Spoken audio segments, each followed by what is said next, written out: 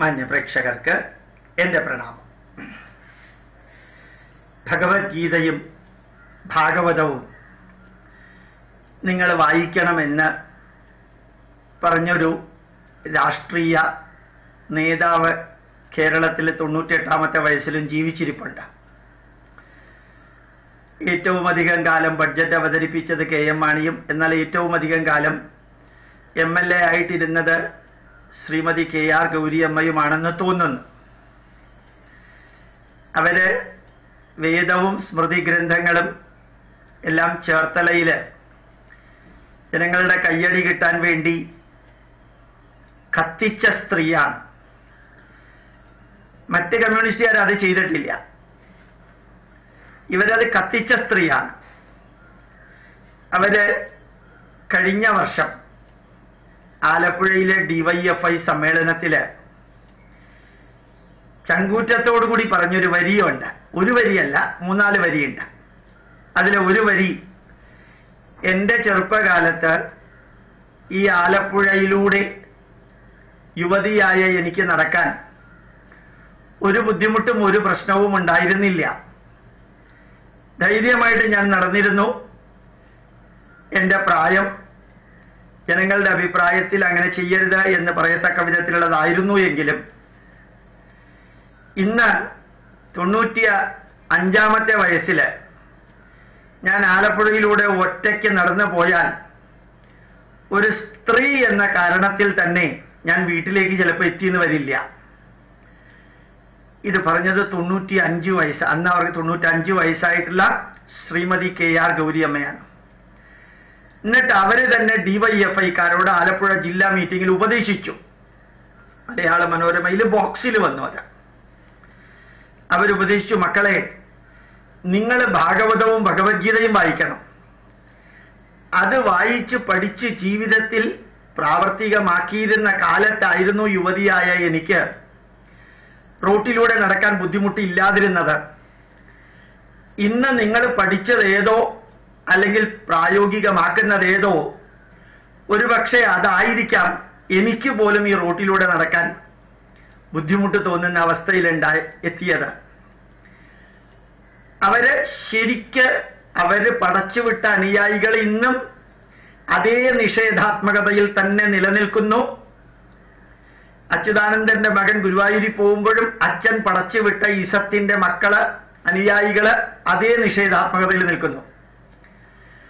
പിണറായി വിജയൻ സാറിന്റെ മക്കൾക്ക് ദേവി മഹാത്മ്യമോ ലളിതാ സഹസ്രനാമവും അറിയാം. അച്ഛൻ പടച്ചുവിട്ട അനുയായികൾക്ക് അതറിഞ്ഞൂടാ. കോടിയേരി ബാലകൃഷ്ണൻ സാറിന്റെ വീട്ടില് പൂമൂടല് വരെ നടത്തിയതാണ്.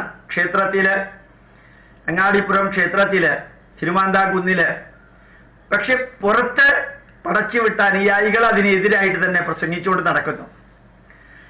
ഏതായാലും വാർദ്ധക്യത്തിന്റെ പരമകാഷ്ഠയിലെ ചക്കുളത്തുകാവിലേക്ക് കാല് നീട്ടിക്കൊടുത്ത് നാരീപൂജ നടത്താനും DYFIയുടെ മീറ്റിംഗിൽ ജീവനോടെ തിരിച്ചു വരാൻ സാധിച്ച വിധത്തില് ഭാഗവതവും ഭഗവത്ഗീതയും വായിക്കണമെന്ന് പറയുകയും ചെയ്ത KR ഗൗരിയമ്മയെ അറിയാതെ ഓർത്തുപോയി.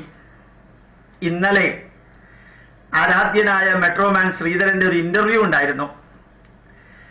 ആ ഇന്റർവ്യൂവിൽ അദ്ദേഹത്തിനോട് ചോദിക്കുന്ന ചോദ്യമുണ്ട്, നിങ്ങളുടെ ജീവിതം എങ്ങനെ ആരംഭിക്കുന്നത്? ഡൽഹിയിലായിരുന്നപ്പോൾ 4:30 മണിക്ക് എഴുന്നേൽക്കും, കേരളത്തിൽ 4 മണിക്ക് എഴുന്നേൽക്കും. ആ ചോദ്യം ചോദിച്ച വ്യക്തിയുടെ മുഖത്തെ ഷോക്ക് ഒന്ന് കാണേണ്ടിയിരുന്നു. എന്നിട്ട് പറഞ്ഞു, 4 മണിക്ക് എഴുന്നേറ്റിട്ട് എന്ത് ചെയ്യും? കുളി കഴിഞ്ഞ് 45 മിനിറ്റ് ഭാഗവതം വായിക്കും, അത് കഴിഞ്ഞ് ഭഗവത്ഗീത വായിക്കും, അത് കഴിഞ്ഞ് യോഗ ചെയ്യും. ഇത് ഇന്നത്തെ ക്രിസ്ത്യൻ, മുസ്ലിം, ഹിന്ദു സമുദായം ഒന്ന് കേട്ടിരുന്നെങ്കിൽ ഒരു മനുഷ്യന്റെ ജീവിതം എങ്ങനെയാണ്, പാമ്പൻ പാലം ഉൾപ്പെടെയുള്ളത് ഉണ്ടാക്കിയ ഒരു മനുഷ്യന്റെ ജീവിതത്തിലെ നേട്ടം എന്താണെന്ന് മനസ്സിലാക്കാൻ, അടിസ്ഥാനപരമായിട്ട് ജീവിതം എങ്ങനെ ഉണ്ടായിരുന്നു എന്നുള്ളത് അറിയാൻ KR ഗൗരിയമ്മ ഒന്നിൽ നിന്ന് മറ്റൊന്നിലേക്ക് മാറിയതാ. ഇതിൽ തന്നെ നിലനിൽക്കുന്ന വ്യക്തിയാണ്. പടച്ചുവിട്ട അനുയായികൾ ആരും പിന്നീട് മൂർധാബാധ വിളിക്കേണ്ടി വരത്തക്ക വിധത്തിലൊന്നും ചെയ്തിട്ടില്ല. എന്നിട്ട് അദ്ദേഹം ചോദിച്ചു, നിങ്ങൾക്ക് 25 പ്രാവശ്യം പല രീതിയിൽ ഗവൺമെന്റ് ഇഷ്ടപ്പെടാത്തത് ചെയ്തിട്ട് ട്രാൻസ്ഫർ കിട്ടിയല്ലോ എന്ന്. സന്തോഷത്തോടുകൂടി ഇദ്ദേഹം മറുപടി പറഞ്ഞു, അതിൽ 15 പ്രാവശ്യം റെയിൽവേയിൽ തന്നെ ആയിരുന്നു എന്ന് നിങ്ങൾ ഇത്രയും വലിയ കാര്യങ്ങൾ ചെയ്യുമ്പോൾ അനവധി വിമർശനങ്ങൾ ഉണ്ടാവുന്നുണ്ടല്ലോ, അത് നിങ്ങളെ ബാധിക്കുന്നില്ലേ എന്ന്. ഭഗവത്ഗീതയുടെ ഏറ്റവും ഉജ്ജ്വലമായിട്ടുള്ള പ്രായോഗിക തലത്തിൽ ജീവിതത്തിൽ പകർത്തുന്ന എനിക്ക് അത് ഒരു തരത്തിലൊരു പ്രശ്നമല്ല. ഇത്രയും അധികം ഭഗവത്ഗീത വായിച്ച സ്ഥിതിക്ക് ഭഗവത്ഗീതയിലെ ഒരു ശ്ലോകം കോട്ട് ചെയ്യാൻ പറ്റുമോ ചോദിച്ചു. ഭംഗിയായിട്ട് സാത്വിക ഭാവ എന്ന് പറയുന്ന 16-17 അധ്യായങ്ങളിൽ എങ്ങനെയായിരിക്കണം സാത്വിക കർമ്മം ചെയ്യേണ്ടത് എന്നുള്ളതിനെക്കുറിച്ച് ഭഗവത്ഗീതയിലെ വരി അദ്ദേഹം ഉദ്ദേശിച്ചു. ഞാനാണ് ചെയ്യുന്നത്, മമഭാവമില്ലാതെ നിസ്സംഗഭാവത്തില്, അതില് ജയവും പരാജയവും അല്ലെങ്കിൽ വിജയവും തോൽവിയും ഒരേപോലെ എടുത്ത് സ്വയം നേട്ടങ്ങളൊന്നും ഉണ്ടാക്കാൻ താല്പര്യമില്ലാത്ത ഒരു വ്യക്തിയായിട്ട് കർമ്മമണ്ഡലത്തിൽ നിൽക്കുമ്പോൾ ആ സാത്വികമായിട്ടുള്ള മമഭാവ വിനാശം, ആ എന്റേത് എന്ന ഭാവത്തിനെ വിനാശിപ്പിച്ചിട്ട് നശിപ്പിച്ചിട്ട് എനിക്ക് എന്തെങ്കിലും ഉണ്ടാക്കാനാണ് എന്ന രീതിയിലുള്ള ധാരണയില്ലാതെ പ്രവർത്തിക്കാൻ, ഇതെല്ലാം അഭിമുഖീകരിക്കാൻ ഒരു വിഷമവും ഇല്ല. ഭഗവത്ഗീതയുടെ വരികൾ പൂർണ്ണമായിട്ടും കോട്ട് ചെയ്തുകൊണ്ട് ആരാധ്യനായ സാങ്കേതിക മണ്ഡലത്തിലെ ഒരു അവതാരം, സംഗീത മണ്ഡലത്തിലെ അവതാരമാണ് യേശുദാസ്, ശാസ്ത്രമണ്ഡലത്തിലെ അവതാരമാണ് APJ അബ്ദുൽ കലാം എന്ന് ഞാൻ പറയാറുണ്ട്. ഇവിടെ സാങ്കേതിക മണ്ഡലത്തിൽ തൊപ്പിയിട്ട് മെട്രോയുടെ ചുവട്ടിൽ നിന്ന് ഡയറക്ഷൻ കൊടുക്കുന്ന അദ്ദേഹത്തിന്റെ ഫോട്ടോ കുറെ കണ്ടു ഇന്നലെ. ആ ഭഗവത്ഗീത ജീവിതത്തിൽ പകർത്തി മുമ്പോട്ട് പോകുന്ന ആ വ്യക്തിയോട് പലപ്പോഴും ചോദിച്ചു, കുറേ പ്രശ്നങ്ങൾ ഉണ്ടാവുമ്പോൾ നിങ്ങൾ വീട്ടിലേക്ക് ബന്ധപ്പെടരുത് എന്ന രീതിയിൽ നിർദ്ദേശം കൊടുത്തിട്ടുണ്ട് എന്നുള്ളത് ശരിയാണോ? ഞാൻ പറഞ്ഞു ഒരിക്കലും ശരിയല്ല. എന്തെങ്കിലും പ്രശ്നം ഞാൻ ഇമ്മീഡിയറ്റ്ലി ഇൻവോൾവ് ചെയ്യേണ്ടതുണ്ടെങ്കിൽ ഞാനത് അറ്റൻഡ് ചെയ്യാൻ എന്നെ വിളിച്ചോളാൻ പറഞ്ഞിട്ടുണ്ട്. അതല്ലെങ്കിൽ എൻ്റെ ഓഫീസിൽ ഏറ്റവും ആദ്യം വരുന്ന ആൾ ഞാനാണ്, എൻ്റെ ഓഫീസിൽ നിന്ന് ഏറ്റവും അവസാനം ഇറങ്ങുന്ന ആൾ ഞാനാണ്. അതുകൊണ്ട് രാവിലെ 9 മുതൽ 5:30 വരെയുള്ള പ്രവൃത്തികൾ കൊണ്ട് എല്ലാ പ്രശ്നങ്ങളും പരിഹരിച്ചിട്ടാണ് വരുന്നത്. അതുകൊണ്ട് എന്നെ വീട്ടിലേക്ക് വിളിക്കേണ്ട ആവശ്യം വരില്ല. അതുകൊണ്ട് തന്നെ കാര്യങ്ങൾ ഭംഗിയായിട്ട് പോകുന്നു. ഇങ്ങനെയൊക്കെ പറയാൻ ഒരു മനുഷ്യന് സാധിക്കുമെങ്കിൽ അവരല്ലേ ഈ അവതാരങ്ങൾ എന്ന് പറയുന്നത്. അദ്ദേഹത്തിനെ സ്റ്റേജിലേക്ക് ഉൾപ്പെടുത്താതിരിക്കാൻ ഇവിടെ നിന്ന് അയച്ച ലിസ്റ്റാണ് PMO ഓഫീസ് അംഗീകരിച്ചത്. പിന്നെ അവരിതുമാതിരി വേണ്ടതിനും വേണ്ടാത്തതിനും ഒന്നും കുറ്റം പറയാനും ഒന്നും ഇറങ്ങാറില്ല. പ്രധാനമന്ത്രിയും വെങ്കയ്യ നായിഡുവുമെല്ലാം പ്രസംഗിച്ച വേദിയിൽ നിങ്ങൾ കണ്ടു കാണും, ഓരോരുത്തർക്കും കിട്ടിയ കയ്യടി. അതിൽ പ്രധാനമന്ത്രി ഇതിന്റെ മുഴുവനും നന്മകളെ പറഞ്ഞുള്ളൂ. വെങ്കയ്യ നായിഡുവും ഏറ്റവും അധികം അഭിനന്ദനങ്ങളെ ചൊരിഞ്ഞുള്ളൂ.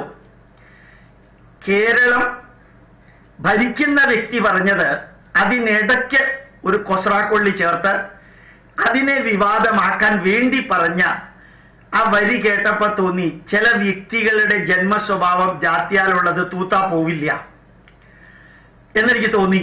ആ ഇന്റർവ്യൂ കഴിഞ്ഞപ്പോ ശ്രീധരൻജിയുടെ മഹത്വമേറിയ വരികൾ അതെനിക്ക് അത്ഭുതകരമായി തോന്നി. ഞാനിങ്ങനെ പെട്ടെന്ന് ആലോചിച്ചു, പ്രധാനമന്ത്രിയെ വെൽക്കം ചെയ്ത സമയത്ത് കുറെ പേര് കൈയടിച്ചു. കാരണം പ്രധാനമന്ത്രിക്ക് കൈയടി കൊടുക്കേണ്ടത് ആവശ്യമാണ് എന്ന് തോന്നിയത് കൊണ്ടായിരിക്കാം. വെങ്കയ്യ നായിഡുവിന് സ്വാഗതം പറഞ്ഞപ്പോഴത്തേക്കും കുറച്ചുപേര് കൈയടിച്ചു, നിവൃത്തിയില്ലാത്തത് കൊണ്ടാണ്.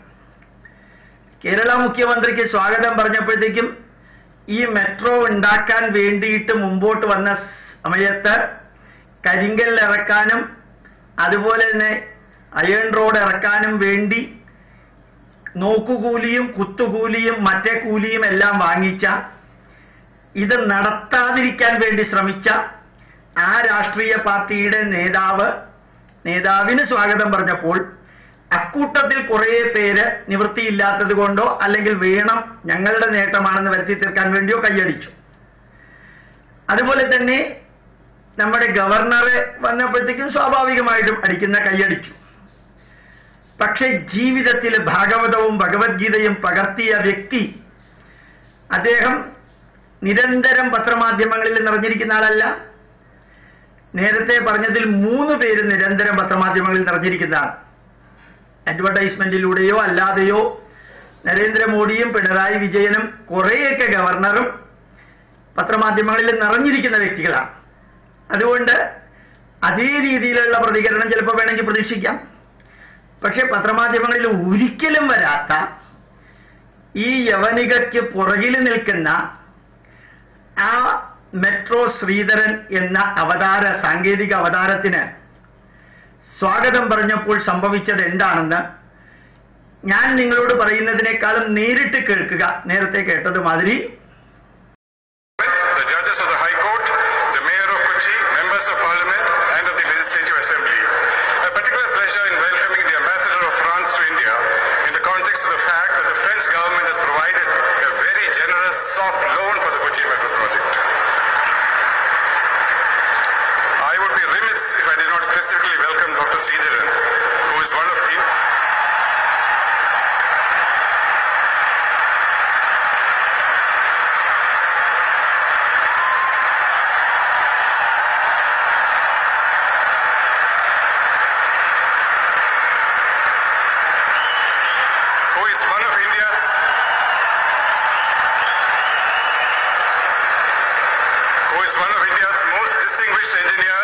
source of inspiration for all Indians.